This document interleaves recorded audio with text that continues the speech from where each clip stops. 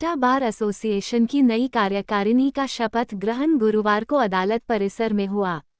तत्कालीन अध्यक्ष प्रमोद शर्मा ने नए अध्यक्ष मनोज पुरी को कार्यभार सौंपा। माल्यार्पण कर स्वागत करें।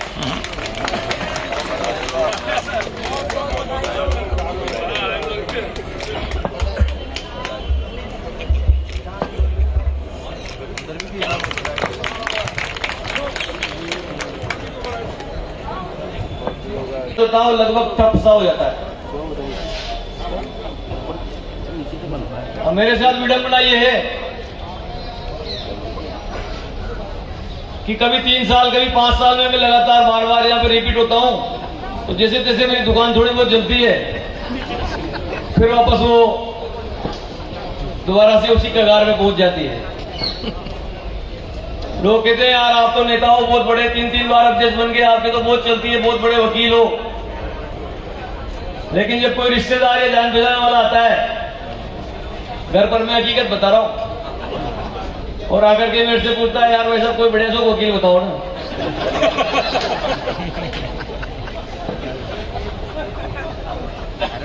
तो उस टाइम माथा पीटने की इच्छा होती है। यार 30 वर्ष जिस फील्ड में हो गए और उसके बाद भी मेरा नजदीकी रिश्तेदार आकर के मुझसे पूछे कि यार कोई बढ़िया सो वकील बताओ ना, मैंने कहा यार फिर मैं काई छू, अरे आटा तो नेता जो।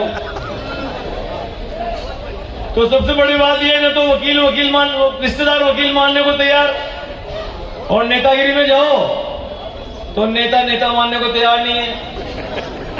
उधर से भी धक्के पड़ते हैं, इधर से भी धक्के पड़ते हैं। लेकिन मन में थोड़ा सा ये है, ठीक है देश की राजनीतिक पार्टियों में प्रतिनिधित्व करने का अवसर प्रत्येक व्यक्ति को नहीं मिलती। सड़कें आज जब धारीवाल जी पूरे शहर में डिंडोरा पीट रहे हैं,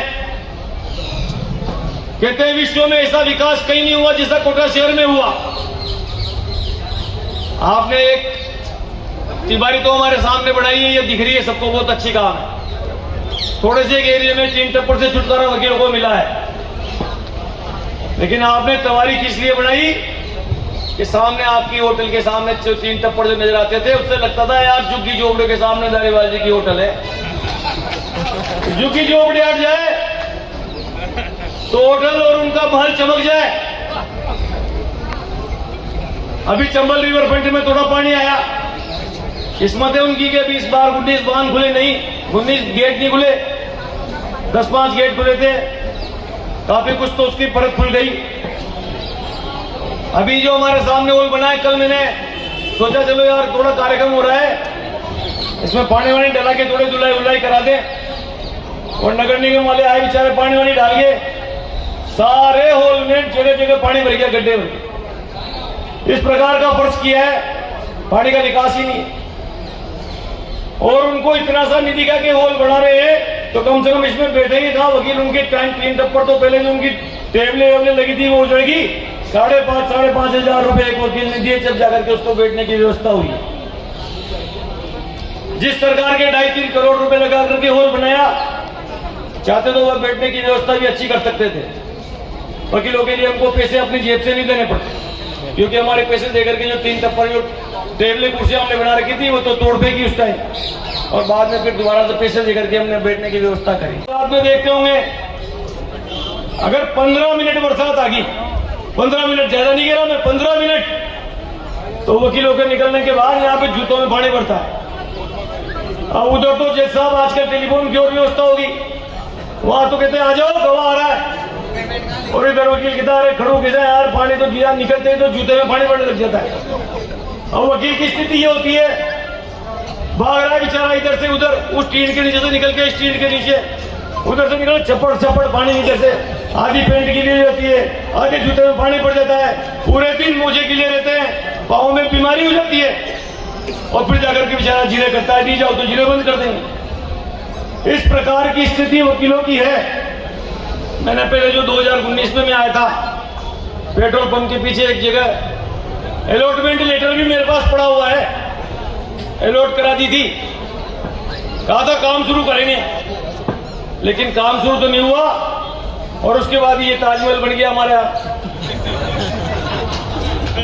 और ये ताजमहल बनना इस बात के ऊपर मोहर लगा रहा है कि जमाने को जो जमीन अलॉटमेंट हुई थी उस जमीन पर अब कुछ बनने वाला नहीं है। कहा कि वहां तो आर्मी की आपत्ति आ गई और उसको तो ठंडे बस्ते में डाल दिया।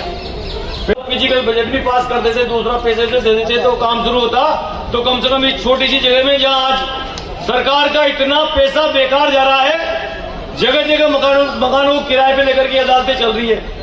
एक कॉमर्शियल कोर्ट चल रही है वहां, यहाँ से आधा किलोमीटर दूर 3 अदालतें चल रही है, फैमिली कोर्ट आधा किलोमीटर दूर, उधर रेंट की अदालत इधर भाग रही है, एक अदालत उधर भाग रही है। गर्मी में जून के महीने में वकील की ऐसी कैसी हो जाती है जब वो जाता है यहाँ से भाग भाग करके, वो गर्मी मरता मरता धूप खाता खाता।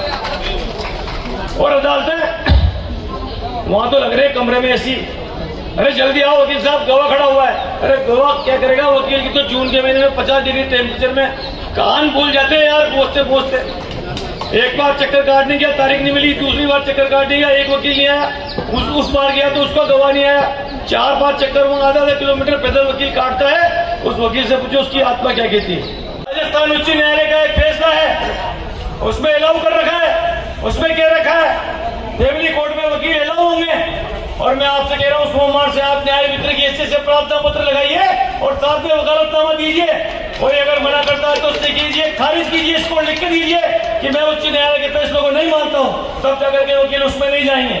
किसी भी वकील को फैमिली कोर्ट में से सोमवार के दिन के बाद अगर इस प्रकार से अपमानित करके बाहर निकाला गया तो बार एसोसिएशन कोटा उसको बर्दाश्त नहीं करेगी।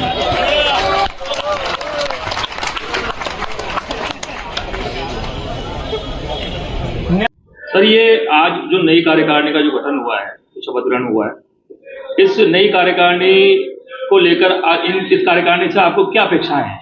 इनसे अपेक्षा ये है कि जो पुरानी कार्यकारिणी कार्य नहीं कर पाई, जो उन्होंने भ्रष्टाचार बेईमानी अपनाई यहाँ पर, उसको ये दूर करें, उनके खिलाफ उचित कानूनी कार्रवाई करें। क्योंकि एनओसी देने में कई प्रकार के घपले किए हैं। पूर्व अध्यक्ष ने पैसा भी खाया है उन्होंने और ज़्यादा पैसा भी लिया है। इसके अलावा जो ये नई कार्यकारिणी है, ये नई कार्यकारिणी जो है, वो जो पुरानी कार्यकारिणी नहीं कर पाती, न्याय व्यवस्था में न्यायिक जो अधिकारी थे उनसे जिस प्रकार का उनका ट्रेनिंग बिठा रखा था, उन्होंने चमचागिरी करते थे, अदालतों में वकीलों के साथ समानतापूर्ण व्यवहार नहीं होता था। नई कार्यकारिणी इसको खत्म करेगी और बिल्कुल वकीलों को न्याय दिलाएगी, समानतापूर्ण व्यवहार करवाएगी। जो न्यायिक अधिकारी तानाशाह बन के बैठे थे उनके खिलाफ कार्यवाही करेगी। और जो बाहर के जो प्रीमाइसेस है, इसमें जो गंदगी का अंबार पड़ा हुआ है, यहाँ पर जो पेशाब घर, वकीलों का पेशाब घर है, वो कई महीनों से सालों से टूटा फूटा पड़ा हुआ है। पेशाब बदबू आती है, पेशाब की सारी अव्यवस्थाएं हो रही है। उनको नई कार्यकारिणी व्यवस्थित रूप से ठीक करवाएगी। उन काम पे हम विचार करेंगे। कोशिश रहेगी कि हमारे कार्यकाल दौरान उन काम को करने का हमारा प्रयास रहेगा। किस तरीके के काम, ऐसे क्या काम है जो आप पिछली कार्यकारिणी में नहीं हुए और आपको? भाई, जैसे पिछली कार्यकारिणी में निर्माण कार्य को लेके जो यहाँ काम हुआ है, एक तो कार्यकारिणी ने काम कराया है, और अभी जैसे कई जगह वकील हैं जो नए अधिवक्ता हैं, उनके बैठने की व्यवस्था अभी भी थोड़ी सी चरमराई हुई है। उसको लेके अध्यक्ष जी के माध्यम से हम उसको बैठाने की व्यवस्था कराएंगे। एक तो नाम बताएं। ओम प्रकाश साकेवाल, कार्यकारिणी सदस्य।